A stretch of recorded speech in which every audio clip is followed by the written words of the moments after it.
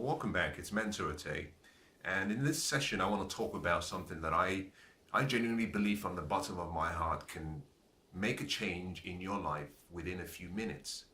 I believe it's so simple, but it's so profound. Every day we have events that we get to experience and moments that we get to be involved in. And what we call life is a collection of experiences. And in each experience, we have a collection of moments. And we have to become really skilled at being good, but not just good, even great, at understanding how to react, but also how to respond to the events that occur in our lives on a daily basis, on a monthly basis, and through our lifetime. And so in this session, I want to share something with you that I've had to learn, but also that I've applied a number of times and I can see the benefits. There is power in a name. There is power in a name. When a father or a mother has a child, the child is brought back to the parents and they have to name the child. Whatever they call the child becomes. The names you and I have, in some way, subconsciously, almost fashion and form our self-image and our self-identity. In the West, there are different names that are used for different countries. For every country you go to, there are some typical traditional names that tell you that maybe the sound or the tonation of the name is so either unique to a particular region or a particular area. In the same way, a name doesn't just have a meaning, but a name sometimes can have a source. And let me explain what I mean by this, and I'll use perhaps an example that I have a better understanding about. In various parts of Africa, and the same thing happens in some parts of Asia and in Europe and in the United States.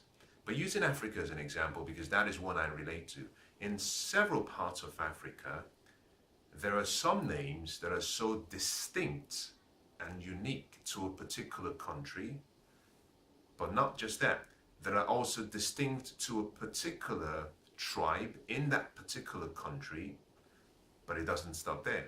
But also particularly distinct to a geographical location within the tribe, within the country, within the continent.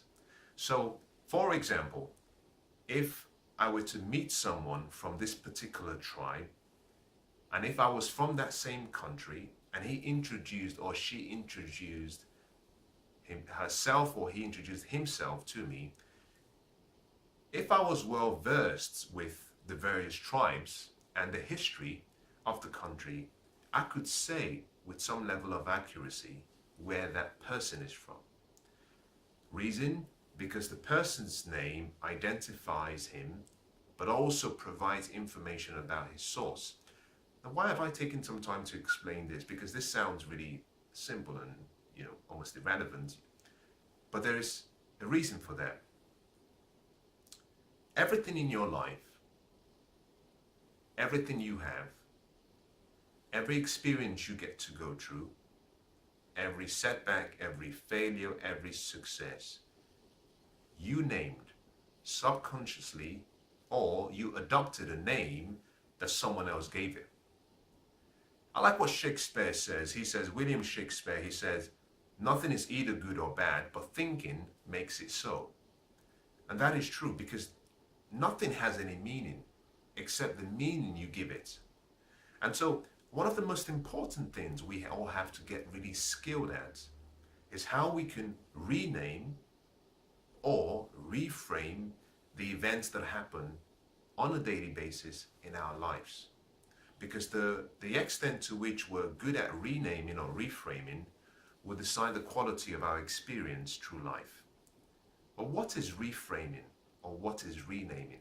Well, reframing is simply choosing how you associate either a feeling, an emotion, to an experience. And it's done in various ways. You can change the meaning something has by simply changing the content or by changing the context of that experience. If you've ever bought a picture and the picture was in, perhaps you bought it from an antique store or an antique shop, and let's assume this particular picture had no real significant value. Let's just assume that it was just a normal painting in a cheap, affordable frame, but it was a beautiful painting. By taking out the frame and placing that same picture in a much more expensive frame, the value of that particular painting or picture will go up. Why? Because you've changed the frame, you've changed the perspective through which people can see it, but also through which you see it. And that is the whole principle of reframing. A frame is something that allows you to see things. It's like you looking through the lens of a camera. That is the frame. That is how you see it. To reframe is simply readjust, calibrate, change the lens. Now, every day, we have to use the reframing technique or the renaming technique to ensure that we're not affected by either the disappointment of the day or the failures. Now, remember what I said, that nothing is good or bad, but thinking makes it so. And I believe this is the same reason why Henry Ford said, whether you think you can or you think you can't, you're right. The point being that nothing has any meaning, that all the power belongs to you. Whatever power you choose to give something determines its meaning, but also determines how you react to the event. A baby is born, a father gives it a name. A baby is born, a mother gives the baby a name. That name stays with the baby. And as the baby grows, the baby identifies himself or herself as that person based on the name given to him or to her. We have to get really skilled at renaming and reframing anything and everything in our lives that does not serve us well. You wake up in the morning, you get in the car, you're driving to work, and there's a delay. There's traffic. You have one of two options. You can allow your mind to take over you and to come up with 1,001 reasons why it's your fault and why your day is going to be bad, and come up with reasons why you should perhaps be disappointed in yourself, or you can simply change the frame. Change the frame rather than see it as a delay. Why don't you see it as a detour necessary for you to arrive at your destination precisely at the right time? Now, that right time may not be right based on your appointment or your start time at work, but it might be the right time based on the fact that maybe that detour has prevented an accident from happening. Maybe it's prevented a scene from going on, or maybe it's been something that has been divinely arranged to ensure that your dreams and goals and hopes are achieved. Now, how many times have you heard of the stories where someone breaks a leg or gets ill, doing something they love, and arrive and find themselves in a hospital, and they meet their best friends for life, they meet a partner, they get married, through one event that back then they might have said this is a disaster, things work out for good. If you can just have the mindset that everything works together for your good, your life suddenly starts to change.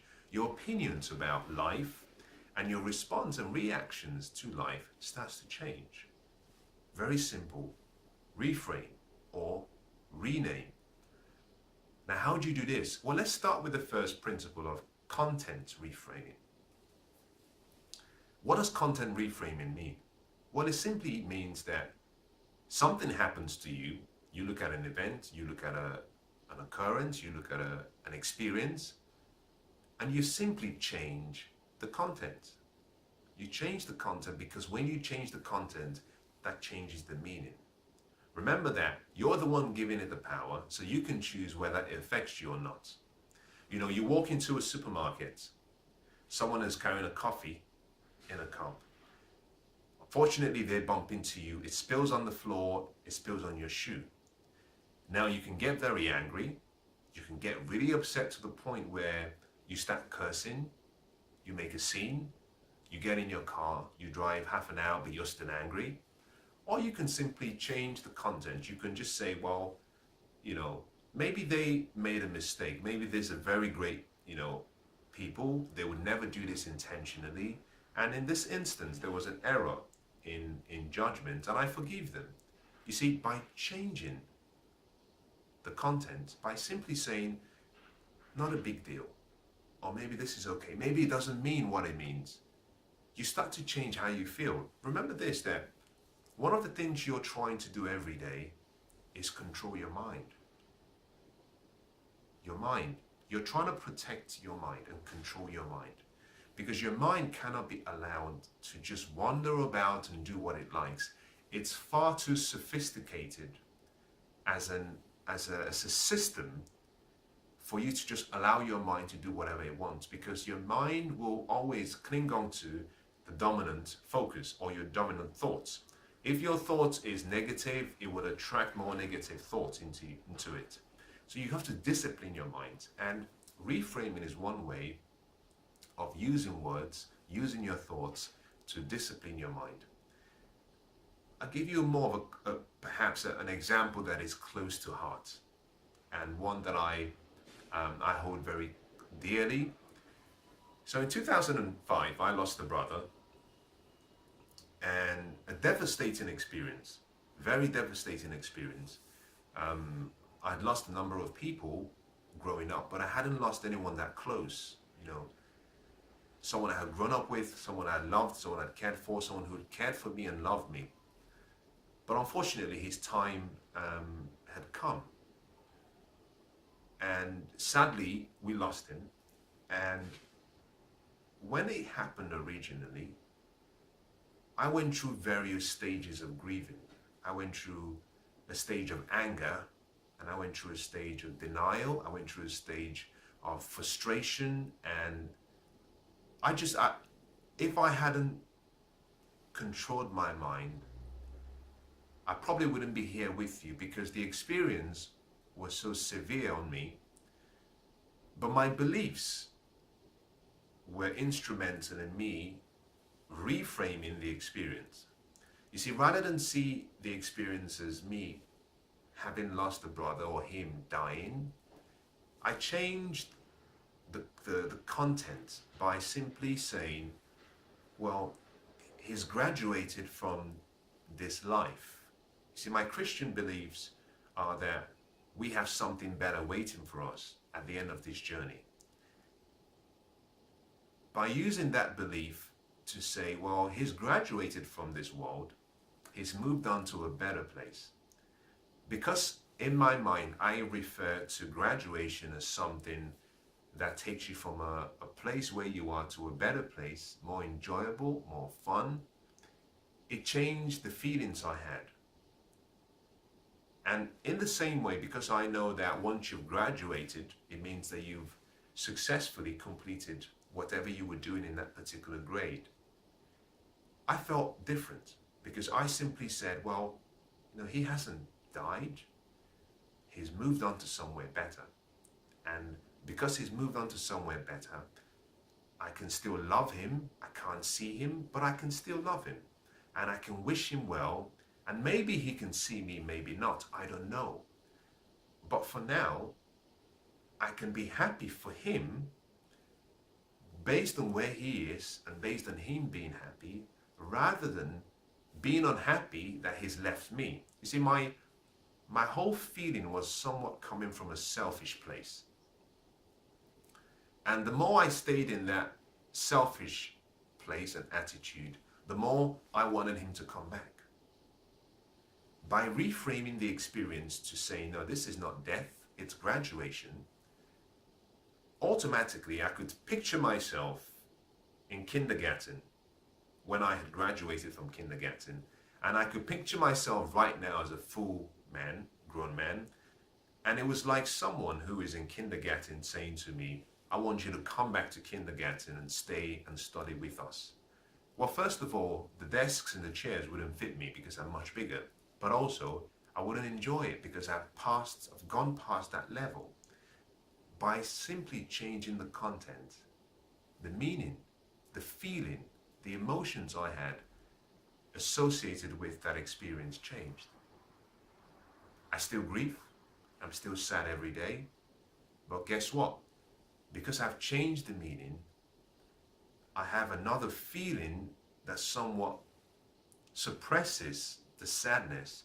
I have another feeling of happiness and joy that I got the opportunity to have spent that time with such an amazing person, and I had been loved by him and I had loved him, and now he's moved on to somewhere better and safer than here.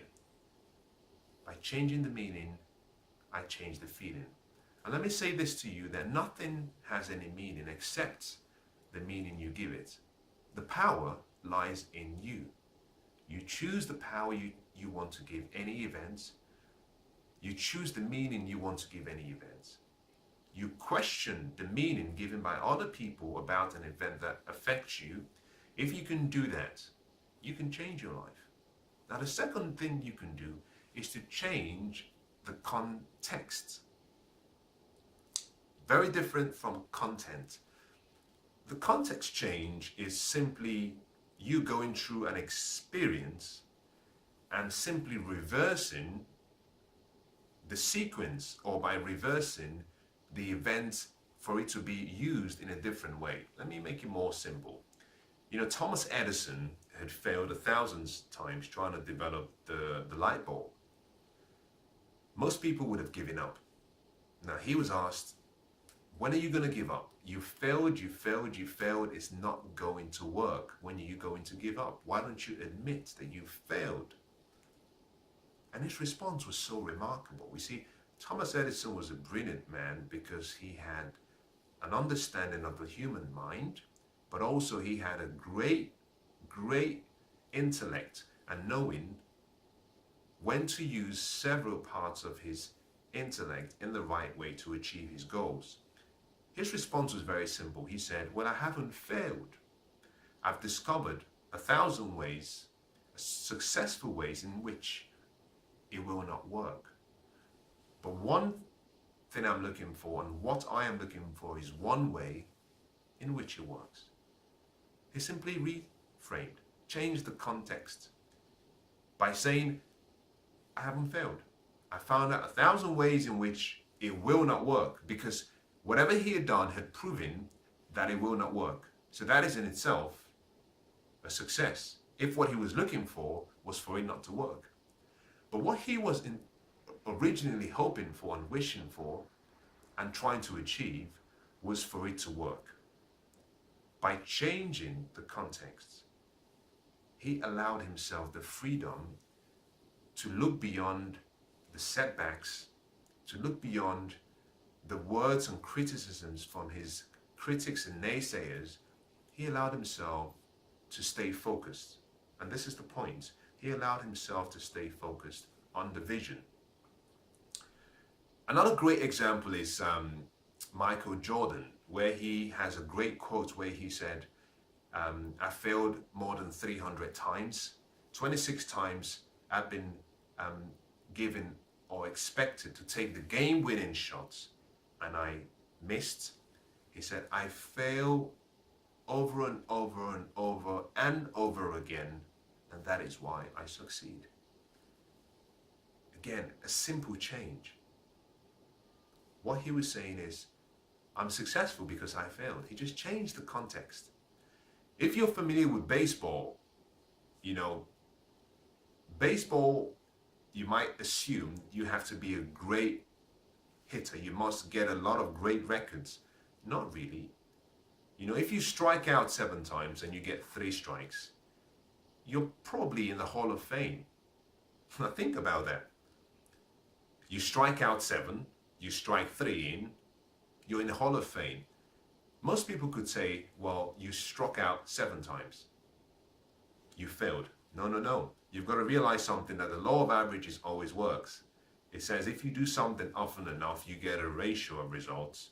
The more you consistently do it, you get a frequency in occurrence. You get 1, you do more of it, you get 2, you get 3, and it continues. Someone who is a baseball professional looks at it differently. He says, I'm going to miss number 1, I'm going to miss number 2, I'm going to miss number 3, I'm going to miss 4. He continues counting. When he gets to number 6, the average person would say, I give up.